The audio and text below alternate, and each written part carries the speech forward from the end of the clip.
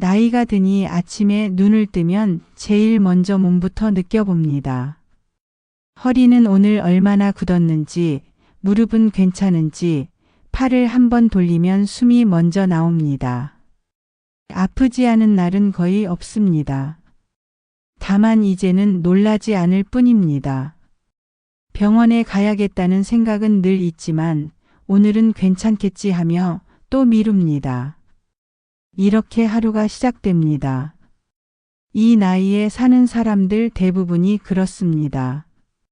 오늘 영상에서는 노년에 반드시 피해야 할 5가지 선택을 이야기하려 합니다. 몸의 신호를 미루는 선택, 배움을 멈추는 선택, 쌓인 감정을 정리하지 않는 선택, 혼자 버티려는 선택, 그리고 관계를 안부 수준에만 두는 선택입니다. 이 선택들은 나쁘게 보이지 않습니다. 오히려 편하고 익숙하고 지금 당장 문제를 일으키지 않는 선택들입니다. 그래서 더 위험합니다. 사람들과 완전히 단절하며 살지는 않습니다. 전화도 하고 안부도 묻고 카톡도 갑니다. 하지만 대화는 늘 같은 말에서 끝납니다. 잘 지내지? 응, 그냥 그래. 내 이야기는 꺼내지 않고 상대의 속도 묻지 않습니다. 이렇게 연결돼 있으면서도 혼자인 시간이 늘어납니다. 부처님은 모든 괴로움에는 반드시 원인이 있다고 하셨습니다. 노년에 찾아오는 외로움과 불안, 무기력도 갑자기 생기는 것이 아닙니다. 이렇게 아무렇지 않게 반복한 선택들이 쌓여 만들어진 결과입니다. 이 영상은 위로를 건네기 위한 이야기가 아닙니다. 지금 이 나이에 이미 하고 있을지도 모르는 선택을 하나씩 짚어보는 시간입니다. 끝까지 보신다면 오늘 하루를 조금 다르게 선택해야 하는 이유가 분명해질 것입니다. 이 나이가 되면 몸은 매일 말을 겁니다. 무릎이 욱신거리고 허리가 뻐근하고 아침에 일어날 때 손가락이 잘 안 펴집니다. 심각하지는 않습니다. 그래서 문제라고 생각하지도 않습니다. 이 나이면 다 그렇지라는 말로 하루를 시작합니다. 저도 그렇게 살고 있습니다. 병원에 가야겠다는 생각은 이미 여러 번 했습니다. 그런데 막상 날짜를 잡으려면 귀찮고 괜히 큰 병을 들춰낼까 겁도 납니다. 그래서 미룹니다. 오늘 말고 다음 주에, 다음 달에. 그러다 또 괜찮아진 것 같으면 잊어버립니다. 하지만 몸은 우리가 잊는다고 잊어주지 않습니다. 몸은 기억합니다. 참았던 날, 넘겼던 날, 괜찮다고 스스로를 속였던 순간들을 다 쌓아둡니다. 그러다 어느 날 한 번의 말을 합니다. 이제는 안 된다고. 부처님은 이렇게 말씀하셨습니다. 이 몸은 빌린 것이니 돌보지 않으면 반드시 값을 치르게 된다. 젊을 때는 조금 거칠게 써도 버텼지만 지금은 다릅니다. 지금의 몸은 관리의 대상이지 인내의 대상이 아닙니다. 제가 깨달은 건 이겁니다. 병원에 가는 게 무서운 게 아니라 사실은 내가 약해졌다는 걸 인정하는 게 무서웠다는 것입니다. 아직 괜찮다고 믿고 싶었고 도움 없이도 버틸 수 있다고 생각하고 싶었습니다. 하지만 몸의 신호를 미루는 선택은 강해지는 선택이 아니라 오히려 약해지는 길이었습니다. 작은 통증을 제때 마주하면 삶은 계속 이어지지만 그걸 미루면 언젠가는 삶의 속도가 갑자기 느려집니다. 지혜는 거창한 데 있지 않습니다. 오늘 아픈 곳 하나를 적어보는 것, 병원 예약 전화 한 통을 미루지 않는 것, 그게 노년을 지키는 선택입니다. 부처님은 지금 이 순간을 살피는 사람이 스스로를 구한다고 하셨습니다. 몸의 신호를 듣는 건 늦지 않았습니다. 다만 오늘이 가장 빠른 날일 뿐입니다. 이 나이가 되면 새로운 것을 배우는 일이 점점 귀찮아집니다. 꼭 필요하지 않으면 굳이 배우지 않아도 된다고 생각하게 됩니다. 이 나이에 뭘 새로 배워 이 정도면 충분하지라는 말이 입에 먼저 나옵니다.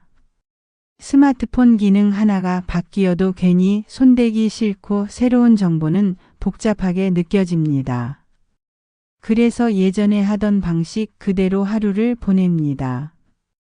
저 역시 그렇습니다. 편하고 익숙합니다. 하지만 그 편함이 어느 순간부터는 삶을 조금씩 좁히기 시작합니다. 배움을 멈춘다는 건 공부를 안 한다는 뜻만은 아닙니다. 새로운 사람의 말을 들으려 하지 않는 것, 세상이 어떻게 바뀌는지 알려 하지 않는 것, 내 생각이 틀릴 수도 있다는 가능성을 닫아버리는 것, 이것도 모두 배움을 멈추는 선택입니다. 그러다 보면 세상은 점점 낯설어지고 낯설어질수록 두려움은 커집니다. 모르는 게 많아질수록 외출도 줄고 대화도 줄고 결국 삶의 반경이 작아집니다. 부처님께서는 배움이 멈추는 순간 마음은 스스로 어둠을 만든다고 하셨습니다. 노년에 찾아오는 불안은 체력 때문만이 아니라 세상을 이해하지 못한다는 느낌에서 오는 경우가 많습니다. 모르는 것이 늘어나면 판단은 조심스러워지고 선택은 늦어집니다. 그러다 보면 결국 아무것도 하지 않는 쪽을 택하게 됩니다. 그 선택이 반복되면 삶은 안전해지는 것이 아니라 점점 가만히 굳어갑니다. 제가 느낀 건 이렇습니다. 배움을 멈췄을 때 삶이 편해진 적은 있어도 넓어진 적은 없었습니다. 반대로 아주 작은 배움 하나가 하루의 방향을 바꿔줄 때도 있었습니다. 새로운 기능 하나를 익히고 새로운 생각 하나를 받아들이고 누군가의 말을 끝까지 들어보는 것만으로도 마음이 덜 늙는다는 느낌을 받았습니다. 배움은 지식을 쌓는 일이 아니라 삶과 연결을 유지하는 일이라는 걸 그제야 알게 됐습니다. 지혜는 거창하지 않습니다. 하루에 하나만 새로 받아들이는 것, 모른다고 솔직히 말해보는 것, 누군가에게 그건 어떻게 하는 겁니다라고 묻는 것, 그게 노년의 배움입니다. 부처님께서는 아직 배우려는 마음이 있다면 그 사람은 늙지 않았다고 하셨습니다. 나이가 배움을 막는 것이 아니라 마음이 배움을 막는 것입니다. 배움을 멈추지 않는 한 삶은 아직 움직이고 있습니다. 이 나이가 되면 감정을 밖으로 꺼내는 일이 점점 줄어듭니다. 예전에는 화도 내고 서운하다고 말도 했는데 이제는 그러는 게 귀찮아집니다. 괜히 말 꺼냈다가 관계만 불편해질까 싶고 이 나이에 뭘 하는 생각이 먼저 듭니다. 그래서 그냥 넘깁니다. 참고 삼키고 마음속에 쌓아둡니다. 저 역시 그렇게 살아왔습니다. 겉으로는 조용해 보이지만 속은 점점 무거워집니다. 노년에 쌓이는 감정은 대부분 큰 사건에서 생기지 않습니다. 말 한마디에서 생기고 표정 하나에서 생기고 무심한 행동 하나에서 생깁니다. 자식의 말투, 배우자의 한숨, 오래된 친구의 태도 같은 것들입니다. 그때마다 내가 참자하고 넘어갑니다. 그런데 감정은 쓰레기처럼 쌓입니다. 바로 치우지 않으면 냄새가 나기 시작합니다. 마음도 마찬가지입니다. 부처님께서는 화를 품고 사는 것은 독을 마시고 남이 쓰러지길 기다리는 것과 같다고 하셨습니다. 노년의 감정은 특히 그렇습니다. 젊을 때처럼 밖으로 풀어버리지 못하고 안에만 쌓아두기 때문에 그 영향이 더 깊게 남습니다. 감정을 정리하지 않으면 성격이 바뀝니다. 예전에는 넘기던 일에 예민해지고 작은 일에도 쉽게 지칩니다. 그러다 보면 사람을 피하게 되고 사람을 피하다 보면 더 외로워집니다. 제가 뒤늦게 알게 된 건 이겁니다. 감정을 정리하지 않는 선택은 평화를 지키는 선택이 아니라 마음을 갉아먹는 선택이라는 사실입니다. 서운함을 말하지 않으면 갈등은 없을지 모르지만 대신 마음속에 벽이 생깁니다. 그 벽은 시간이 갈수록 두꺼워지고 결국에는 나 자신도 그 안에서 숨이 막히게 됩니다. 지혜는 감정을 크게 터뜨리는 데 있지 않습니다. 조용히 인정하는 데 있습니다. 내가 서운했구나.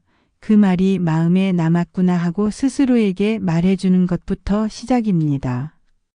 그리고 아주 조심스럽게 신뢰할 수 있는 사람 한 명에게만 꺼내도 충분합니다. 부처님께서는 마음을 바로 보지 않으면 마음에 끌려다닌다고 하셨습니다. 감정을 정리한다는 건 남을 바꾸는 일이 아니라 내 마음을 다시 손에 쥐는 일입니다. 그 선택 하나로 노년의 하루는 훨씬 가벼워질 수 있습니다. 이 나이가 되면 도움을 요청하는 일이 점점 어려워집니다.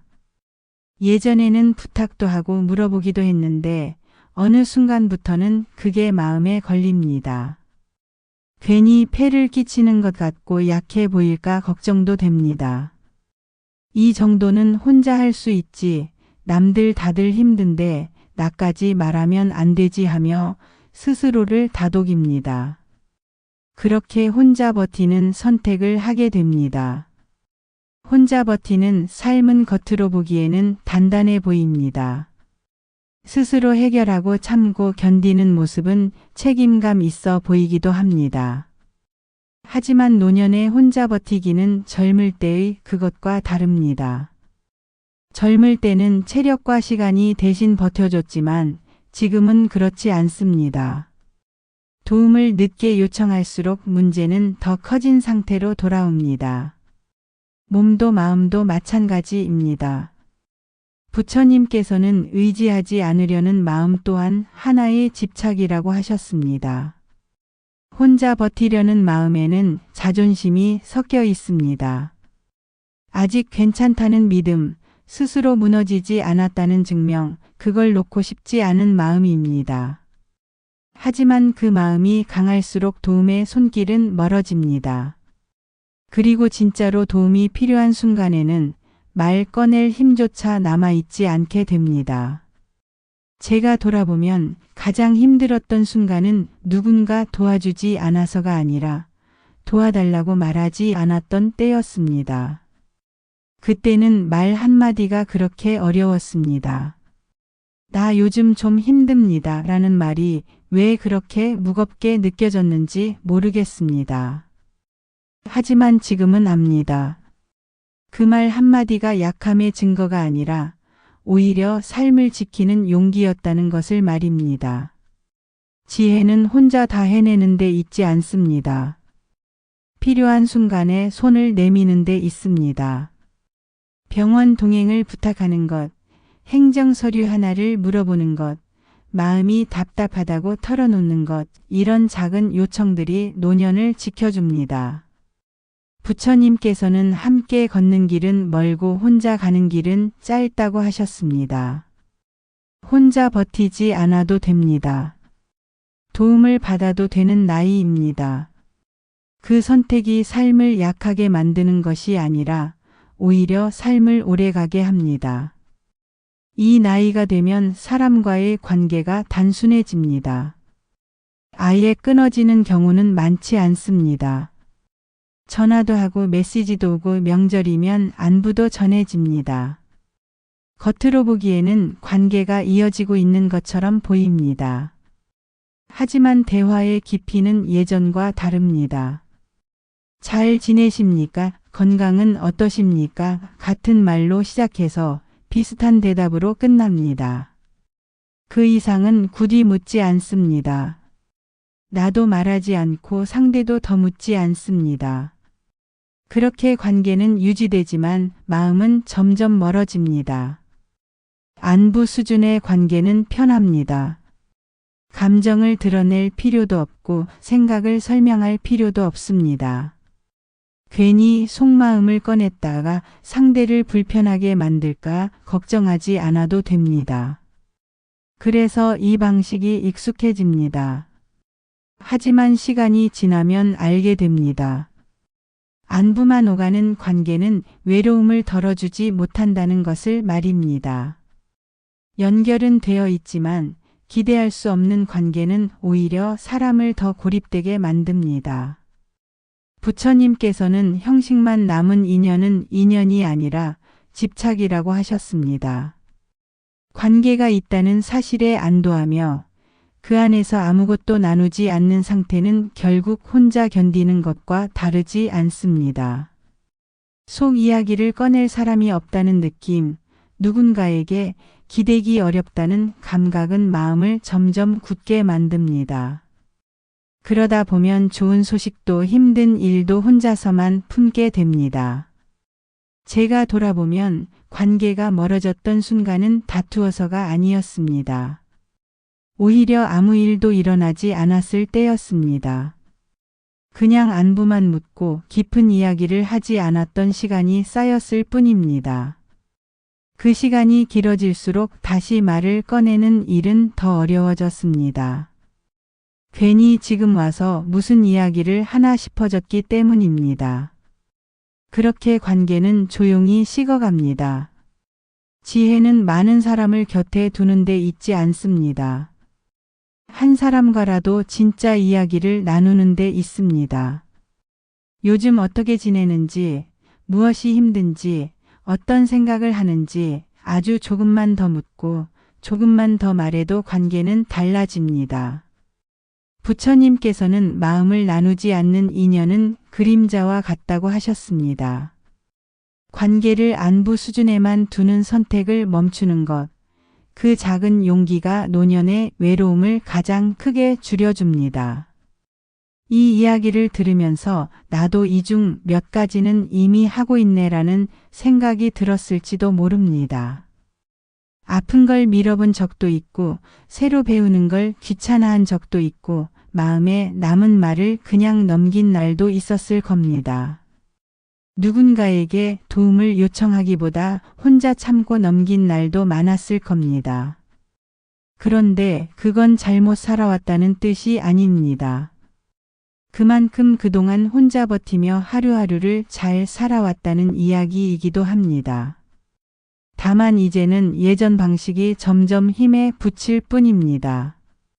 그래서 오늘 이 이야기가 필요한 겁니다. 부처님께서는 과거를 붙잡지 말고 미래를 미리 걱정하지 말라. 다만 지금을 바르게 보라고 하셨습니다. 우리가 오늘 이야기한 선택들은 대부분 과거의 습관에서 나온 것들입니다. 몸의 신호를 미뤄왔고 배움을 멈췄고 감정을 쌓아두었고 혼자 버텨왔고 관계를 안부 수준에만 두어왔을지도 모릅니다. 하지만 그건 잘못 살아왔다는 증거가 아니라 그만큼 오래 버텨왔다는 흔적일 수도 있습니다. 중요한 건 거창한 결심이 아닙니다. 삶을 완전히 바꾸겠다는 다짐도 필요하지 않습니다. 노년을 지키는 선택은 늘 아주 작습니다. 아픈 곳 하나를 적어보는 것, 모르는 걸 한번 물어보는 것, 마음에 남은 말을 스스로 인정해 주는 것, 혼자 하지 않아도 된다고 말해보는 것, 그리고 안부 너머의 한마디를 건네는 것. 이런 선택 하나하나가 쌓여 노년의 방향을 바꿉니다. 이 나이에 가장 위험한 생각은 이제 와서 뭐리라는 말입니다. 그 말은 스스로를 보호하는 말 같지만 사실은 삶을 멈추게 만드는 말이기도 합니다. 부처님께서는 지금 이 마음이 곧 다음 길이 된다고 하셨습니다. 오늘 어떤 선택을 하느냐에 따라 내일의 몸과 마음이 달라집니다. 노년은 이미 결정된 결과가 아니라 아직 선택이 남아있는 시간입니다. 이제 하나만 기억하셔도 충분합니다. 어떤 선택을 앞두고 있을 때 그 선택이 나를 더 가볍게 만드는지 아니면 더 무겁게 만드는지 스스로에게 물어보는 것입니다. 나를 숨 쉬기 편하게 만드는 선택이라면 그게 지금의 나에게 맞는 길일 가능성이 큽니다. 그렇게 하루를 조금씩 선택하다 보면 노년은 생각보다 훨씬 단단해질 수 있습니다. 오늘 이 이야기를 끝까지 들으셨다면 이미 가장 중요한 선택 하나는 하신 겁니다. 내 삶을 그냥 넘기지 않겠다는 선택 말입니다. 그 선택이면 충분합니다. 오늘의 이야기가 도움이 되셨다면 구독과 좋아요로 이야기가 계속 이어질 수 있게 힘이 주시면 감사하겠습니다.